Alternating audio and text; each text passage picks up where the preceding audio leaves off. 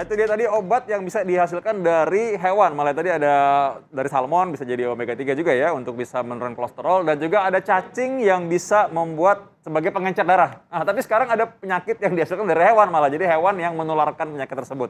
Sekarang demam berdarah yang kita bahas nih. Iya, itu Lanjut lagi. dia, Tadi apa dokter. tadi pertanyaannya yang jangan dijawab dulu apa yang jangan mana dijawab tadi? dulu tadi. Apa Tadi tuh? belum terjawab nih dokter. Ini ada fakta dan mitos yang beredar nih, katanya kalau sudah pernah terinfeksi DBD akan fatal akibatnya kalau seandainya terinfeksi kembali. Ini fakta atau mitos, dokter? Fakta.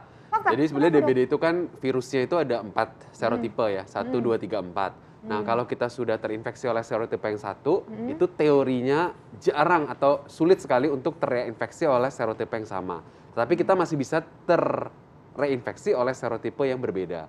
Nah, kalau kita terreinfeksi oleh serotipe yang berbeda tersebutlah, kita potensinya menjadi lebih berat dibandingkan dengan pada waktu pertama kali kita terinfeksi. Oh gitu, jadi penjelasannya dokter ya. Iya. Jadi Nah, apakah ini- mungkin ada nggak sih mungkin tanda-tandanya di awal kali Intan ya? Misalkan kan kita nggak tahu ya ini serotipe yang mana nih kan Yang mana, maksudnya. iya, Ada benar, bedanya nggak sih? Mungkin pemirsa perlu tahu tuh. Nah, kita nggak bisa membedakan karena pemeriksaan serotipe itu memang spesifik khusus. Jadi diambil dari darahnya, dari PCR-nya, kemudian kita tahu tipe serotipenya yang kena kemana. Hampir mirip seperti COVID lah. Kalau COVID itu kan kita tahu kan Omikron, Delta, dan bagaimana gitu ya. Nah, kalau sekarang, kalau dengue ya tadi 4 itu. Jadi kita nggak bisa tahu dari klinisnya, tapi kita bisa tahu dari pemeriksaan laboratoriumnya. Jadi gejalanya tetap aja mirip-mirip sebenarnya ya. Sama, gejalanya Awal-awalnya mirip-mirip. mirip ya berarti ya. Oke. Iya. Nah, ini ada fakta atau mitos nih. Katanya nih kalau orang terkena DBD, ini caranya untuk bisa cepat sembuh katanya dengan mengkonsumsi jus jambu merah. Ini fakta atau mitos? Nah, untuk ini mitos menghilangkan terbesar mitos ya. Jadi sepanjang zaman. Ya.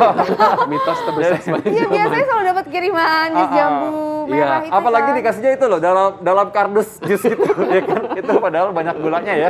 Jadi Aduh, ya itu mitos yang paling besar gitu ya. Jadi jus jambu itu nggak salah sebetulnya untuk dikonsumsi karena dalam jus itu ada 2 komponen. Ada komponen cairan dan yang kedua ada jambunya ya, vitamin gitu ya. Nah, yang kita butuhkan tuh memang 2 itu, yaitu cairan dan vitamin. Cairan itu untuk menjamin supaya ketika trombosit sedang turun, darah risiko untuk mengalami pengentalan sehingga menjadi komplikasi berat, nah dia tidak terjadi pengentalan darah tersebut. Jadi sebetulnya tidak salah dengan cerita jus jambunya.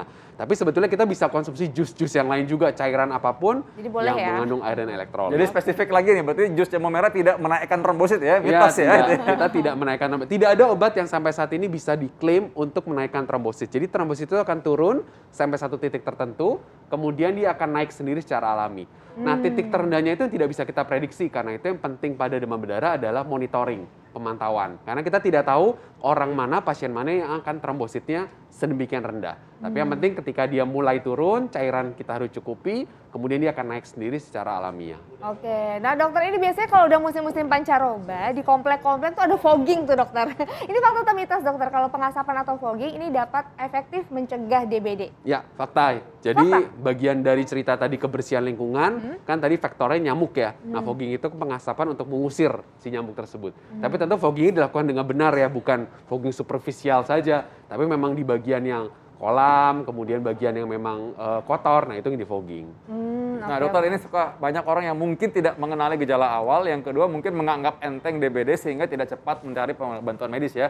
Apa sih tipsnya kalau misalkan orang curiga nih tanda-tanda gejala DBD nih? Ya, jadi untuk pemirsa, jadi yang pertama demam tinggi mendadak tiba-tiba, kemudian pada waktu demam tinggi itu nggak perlu langsung datang ke dokter hari itu pertama kali. Karena kalau diperiksa di hari itu pun tidak ada pemeriksaan leukosit atau trombosit yang akan berubah.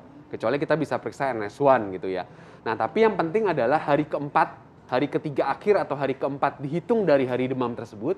Kalau kita masih demam, segera datang memeriksakan diri ke dokter. Di saat itulah dokter perlu untuk melakukan pemeriksaan darah untuk mengkonfirm apakah memang ini condong ke arah DBD dan bisa memulai terapi cairan. Itu poin pertama. Poin kedua adalah selama 2-3 hari pertama itu cukupi kebutuhan cairan. Jadi karena kita demam, asupan turun. Nah, itu risiko kita menjadi kekurangan cairan. Karena itu usahakan dalam 2-3 hari tersebut kompres, minum obat demam kalau memang demam, minum cukup cairan. Nah, cairan tentu cairan elektrolit, bisa banyak jus, susu gitu ya. Jangan plain water, jangan air putih biasa. Nah, itu yang kita harus lakukan dulu selama 2-3 hari pertama. Hari ketiga, keempat masih demam, datang ke dokter dilakukan pemeriksaan. Oke, jadi memang harus tetap aware dan juga ada penanganan awal dulu ya dokter Iya, ya sebelum datang ke dokter. Oke, makasih banyak dokter atas Terima kasih, Dokter informasinya. ya, Terima mudah-mudahan Anda kasih. semua tetap sehat ya dokter juga, Intan Iya, juga semua iya. sehat dan kita tahu bagaimana caranya supaya hidup sehat. Tadi kita juga lingkungan harus bersih juga ya. Kan karena itu gimana caranya kita tetap hidup sehat adalah kita menjaga sehari-hari kebiasaan kita hidup sehat. Maka saksikan Hidup Sehat tiap hari Senin sampai Jumat pukul 9 waktu Indonesia Barat. Saya Dr. Vito Damai, Saya Intan Samadina. Indonesia hidup sehat. Sehat.